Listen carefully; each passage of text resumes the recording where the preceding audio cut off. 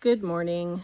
It's been a long time since I've made a video and it's really early here Sunday morning. I thought I would just take a little walk outside before it gets too hot and show everybody what we've been doing this season so far. So let's go.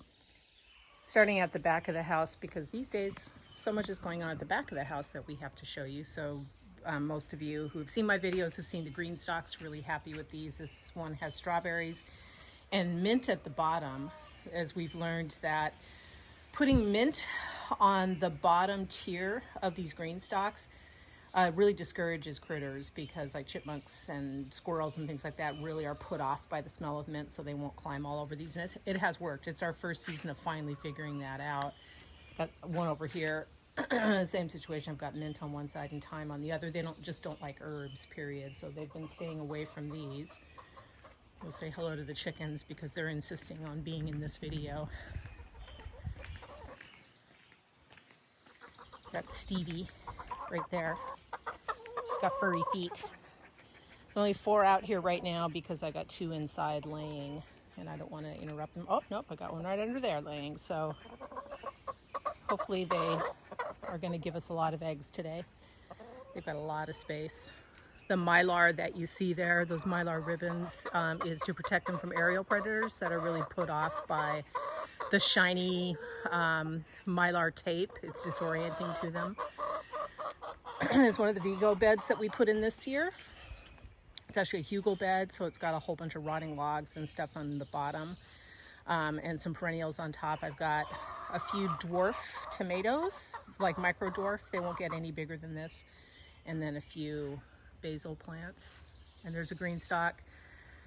But, don't mind all the debris. We're getting ready to clear all that out. So anyway, so that green stalk I'm going to fill with marigolds, and it has mint at the bottom. All right, so let me grab my basket and my water, because it's important to stay hydrated. And then we'll head down to the garden. Okay, so this is new actually since the last video. We used to have a big tree right there where that bird bath is sitting, a giant tree. In fact, that's the one that got Blair. And we had to take it out because it was dying. It was really sad to see it go, but it did gives us a lot more sun and back. So for that, it's kind of worth it. And speaking of trees, right up there, we, up until a few days ago, had a big fallen tree. But the best arborist in the world, we love him. Ian is great. He came and removed this for us, and you can't even see any sign that it was ever there. They even raked the driveway. They're awesome. All right, here we have dahlias, which I've established now. They are growing very well. They love the heat here. It's nice to have a plant that loves heat. So they should be coming along. Peach tree number 1, peach tree number 2 and 3 in the background there. So just for people who may not have seen these before, I'm just orienting you that here's the garden, the outside, and then the inside is over there. And it is north of our house. It's right there. We have some fruit trees planted out front. Fig tree right over there. Okay. I'm going to put my basket down so I have 2 hands to work with. All right. So the pumpkin patch. This year, yes, I have pumpkins growing in there. I also have watermelon growing in there. And that middle fire ring is going to be removed, and we bought a greenhouse. So Blair's going to be putting that up probably later this summer. It's going to really come in handy for starting things even earlier than we do now, and being able to move them outside. The things that we don't start out here, we can move outside early. I have a hibiscus plant, one of the Vigo beds. This is marshmallow. It's perennial. So it comes back and gets huge. And back here I have some petunias and lilies growing. Okay, let me just back up a little. This is our newly established corn bed. And it has, oh, I'm so happy it's germinated. You can see these little guys germinating. In ground, it's not to the no dig point yet. We have had to till it because we have so much clay, but it is, I think, looking really good, and I think it's going to be fabulous this year. I'm really happy with what we see here. So right in front, all of this here are shallots, and back there is garlic. We grow garlic every year, but I've never seen such healthy garlic before. This is absolutely our best garlic year. This is the first time we've grown it in this plot, which was a no dig. So we established this, and last year we grew potatoes in it. Just really amended the soil really well with compost, and our garlic is just fantastic. Just if you can check out the size of this garlic stalk. I mean, we've got 3 different varieties growing here. And a sweet little volunteer sunflower. I pull out most volunteers I see in the garden, but I don't ever pull out sunflowers because, oh, they're sunflowers, they're wonderful. Excuse me, it's pollen season, I'm a little congested. This is our another Vigo bed. This one we are establishing a strawberry patch. It's struggled a bit. It's another Hugo bed too, but it has struggled a bit, so we've had to replant. A lot of the reason it struggled is that last year after Blair's accident, I didn't have time to do all of the putting the garden to bed things I needed to do, so I didn't cover this, and the deer chewed it down. Now you do want to like hack strawberries down in the fall, but not as far as they chewed it down, so we just really lost a lot of our strawberries, but we're reestablishing and it's gonna fill out, so I'm not really all that concerned. I have another Hugo bed over here.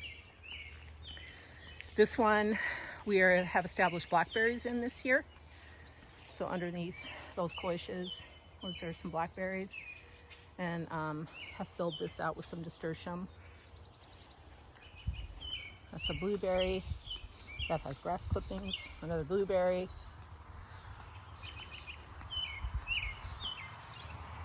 So that's the entrance to the garden, and you can see the clematis growing up on either side.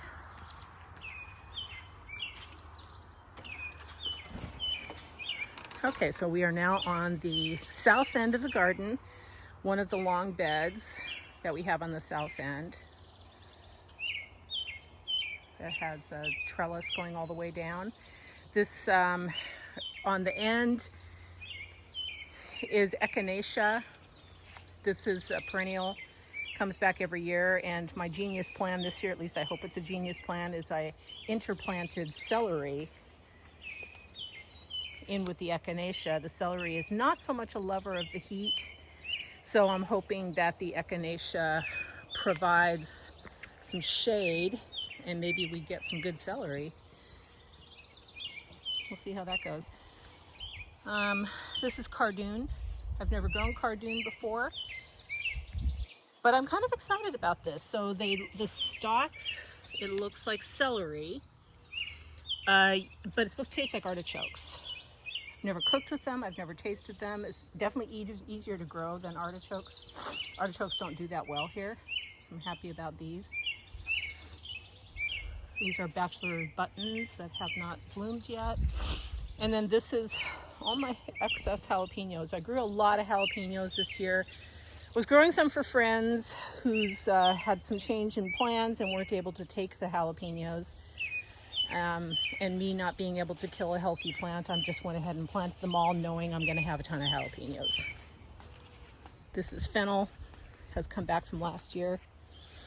I'm not going to use this fennel. I'm growing bulbing fennel elsewhere, so I won't use this, but we grow it because the swallowtail butterflies and sometimes even monarchs plant themselves on these. Okay, we're down. Got all these different tomatoes, a few of which are starting to put on fruit, so you can see. Some even bigger fruit. Way less tomatoes than we usually have. I think last year we grew like 55 or 60. This year I cut it way back to 30. That's all, and this is about less than a third, well, maybe a little over a third of what we have. Over here is one of the 2 asparagus patches we have. I just kind of love it when it gets big like this. It just looks so pretty and lush.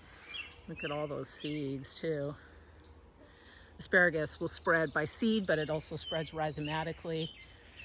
We were able to eat some this year. Next year we can eat as much as we want. This is shallot bed number 2. We go through an awful lot of shallots because we cook a lot of Asian cuisine. So shallots are super expensive. Like at the grocery store, 2 shallots cost $3. And we have 3 beds of shallots because we do go through so many of them. So it's really a money saver. Not that you grow a garden to save money, but it is nice that there is that added benefit. This is one of the pepper beds. This is sweet peppers in here. And then I've got a squash on this end. And on this end, it's a squash I've never grown before, but I heard this is supposed to be a really good squash. It's called Kai Kai.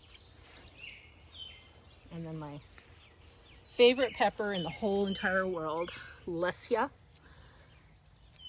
is starting to put on fruit. Check that out.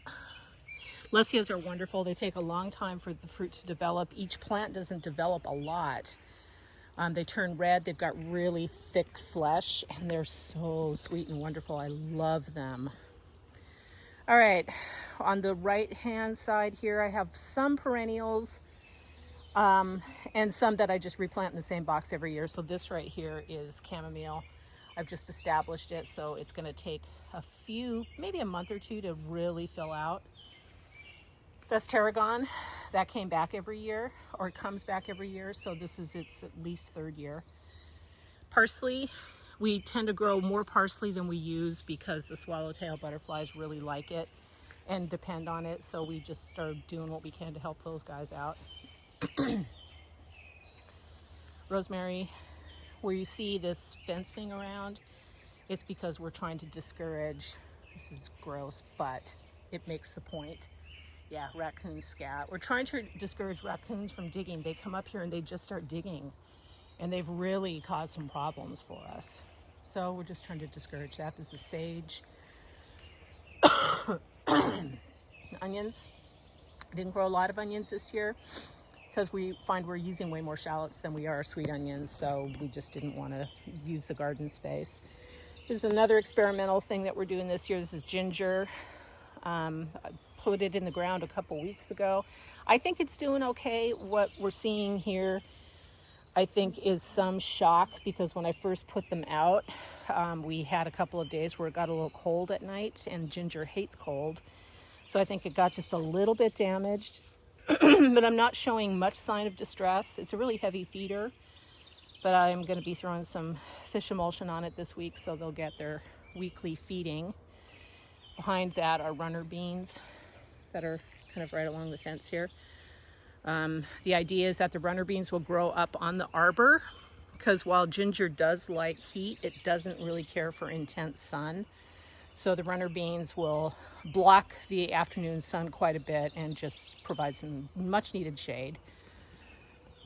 Fire ring here. I'm sorry, that's really gross. I'm so congested. The pollen is terrible. Establishing chives here. We had to move the chives from last year, so they're not as lush as usual. And there's some green garlic in there too.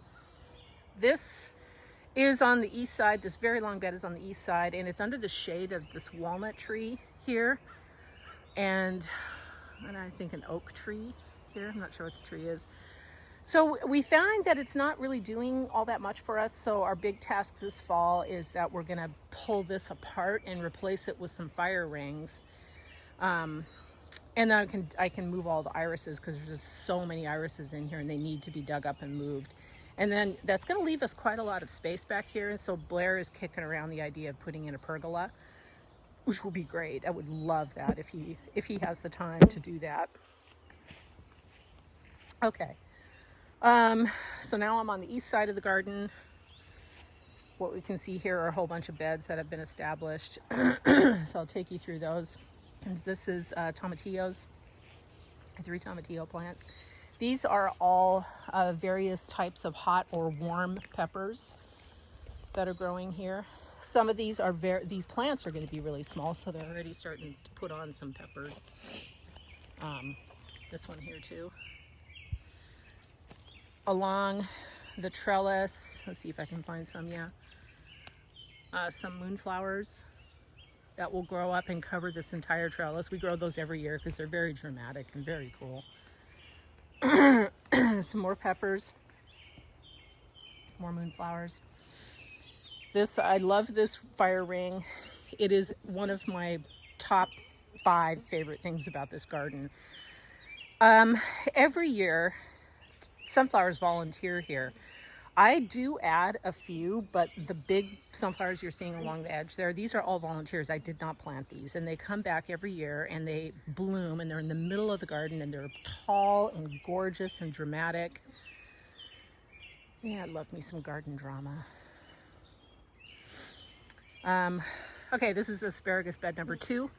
This one is about a year behind the other one I showed you, so we had maybe a couple of pieces of it this year.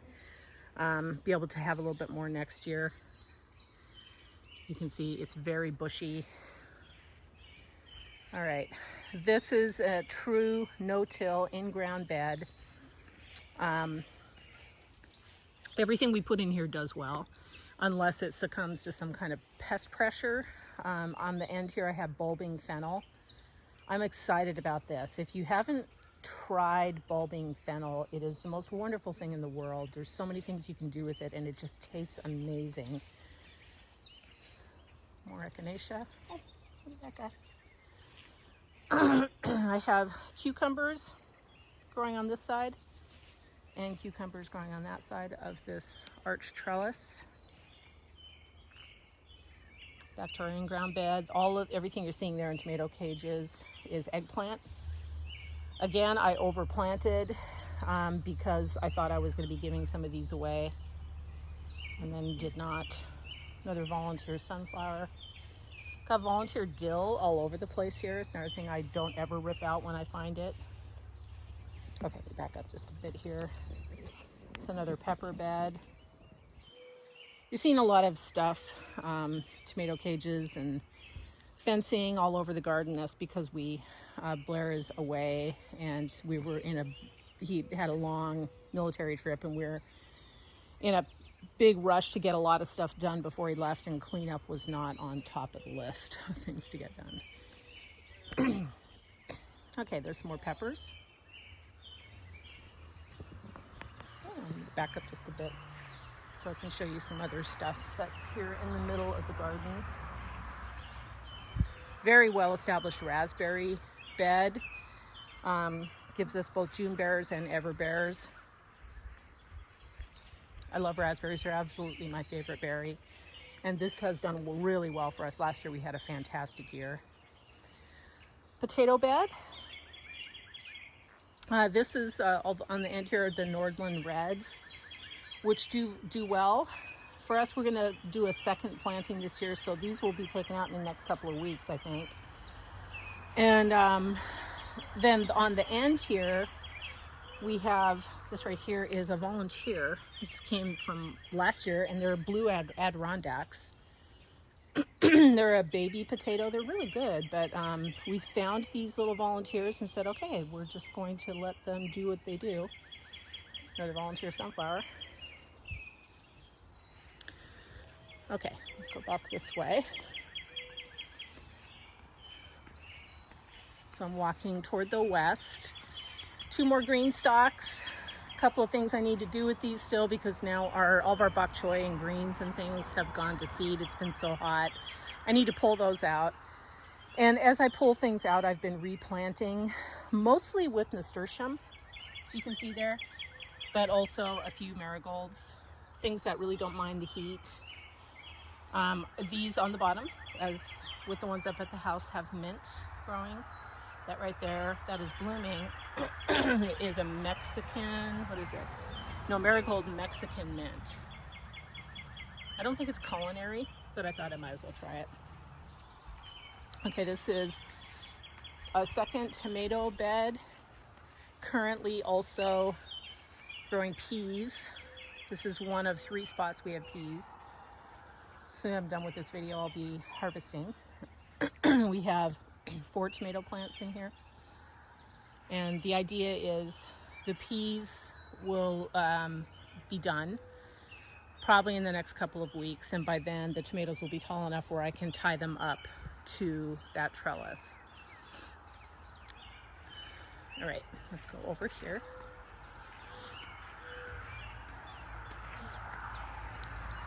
This is the zinnia bed.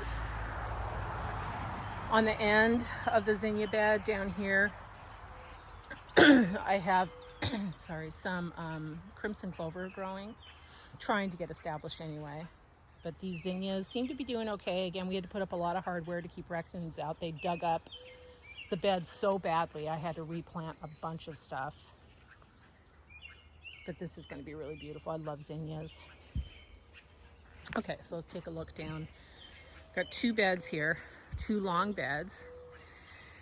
Every year since we established these beds, we've grown tomatoes here, but we decided to give the bed a break this year and plant mostly things that are going to help break up and improve the soil. The soil is a little bit hard, and it's really being successful. We're finding the soil, it has improved a lot. So going down this way, a lot of what you're seeing there is volunteer peppermint balsam. I have pulled a lot out, believe it or not, but it is very prolific. Here I've got just a little, like maybe 6 feet or so of green beans, pole beans, some Nicotiana, and this looks like a petunia, but it isn't. It is an Aster Gusford Supreme. It's so pretty.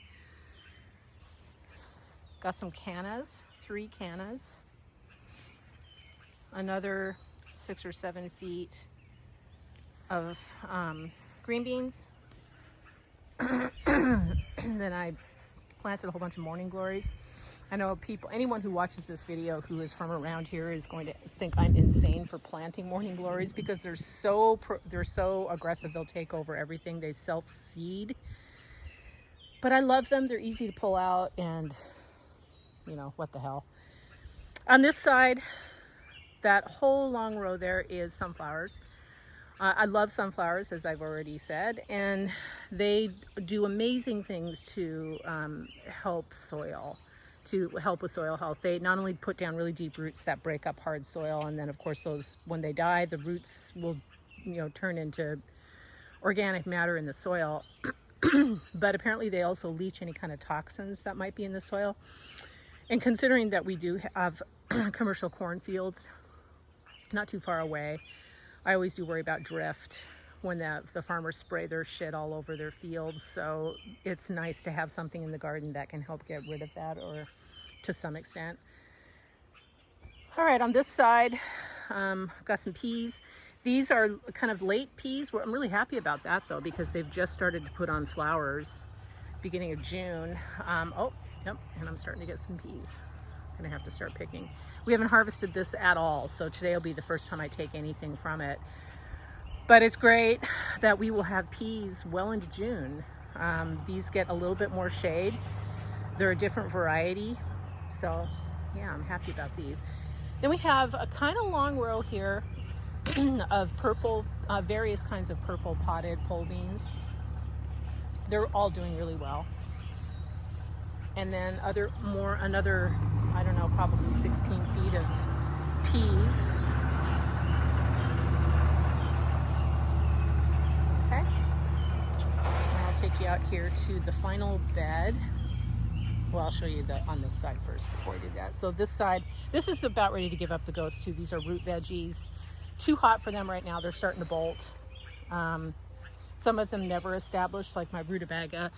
It just never established. I struggle with root vegetables here. About the only ones that I've had a lot of success with are turnips and radishes. Beets don't ever do anything for me. they get very small and then they just turn woody. So I'm not going to give up. I'm going to keep trying to find that sweet spot because I love a fresh garden beet. This is the cauliflower. I'm going to be pulling this out pretty soon. I had such a great cauliflower year though. That's kind of a small head. This has gotten really big in just the past couple of days. So find something to do with these, and then I'm going to pull all those out and replant. Here I'm going to do some more sweet corn. Then I have some little basil plants growing up here and a weed. This is blue spice basil. That is emerald tower. That's a culinary basil. And then tulsi or holy basil. Both the blue spice and the tulsi I'm growing exclusively for tea. I love blue spice tea, basil tea. It is so good. And then here is what is left of the sprouting broccoli. I've harvested all of it now, so I'm just going to pull this out, and in its place, and also probably in the place of those root veggies, I'm going to put some squash plants, some summer squash. Okay, and our final bed. This is the northernmost bed, and I have mostly tomatoes and shallots here. I have to tell you the story of this tomato though, because it's, to me, very exciting. So this tomato right here, and I have a second planted right here, got a lot of flowers on it, looking really healthy. These are called giant crimson tomatoes, and the reason their story is so cool is that they were extinct, thought to be extinct. And there's a gardener who we follow on YouTube, M.I. Gardner. He's got a big he's a very established presence on YouTube, but he also has like a physical storefront and greenhouse in Michigan. He got a hold of some of these seeds.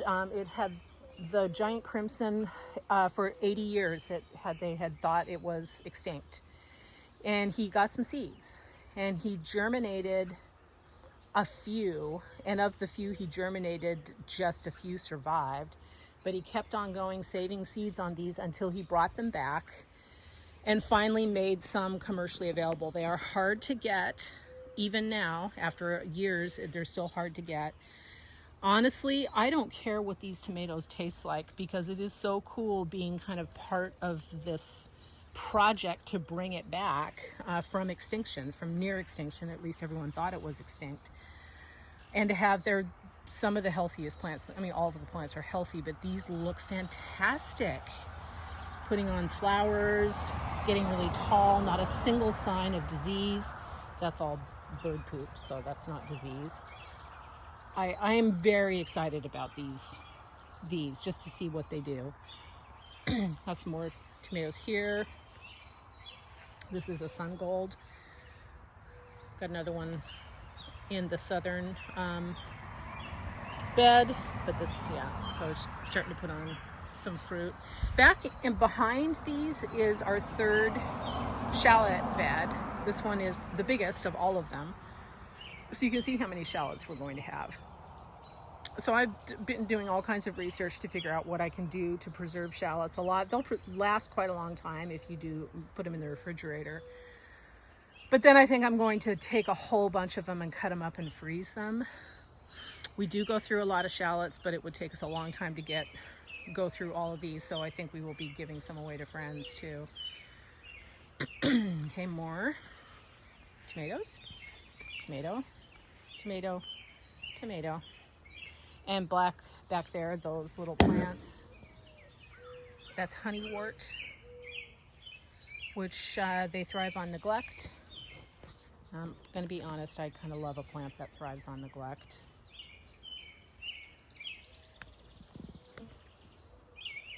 Well, there you have it. That is my video for this early season. I'll try to post more as we go along. It's just a matter of trying to remember, and then in some cases just trying to beat the heat, which is what I was trying to do today. So I'm going to go ahead and get harvested. I sure miss everyone in the Northwest. I can't wait to see you. I know I'm probably going to be seeing you later on this year. Maybe not in quite such happy circumstances, but I know I am going to be seeing you later this year, or I feel pretty strongly that I will be. But of course, our home is open to anyone who wants to come and visit us. So, planes go both ways. See y'all later. Bye.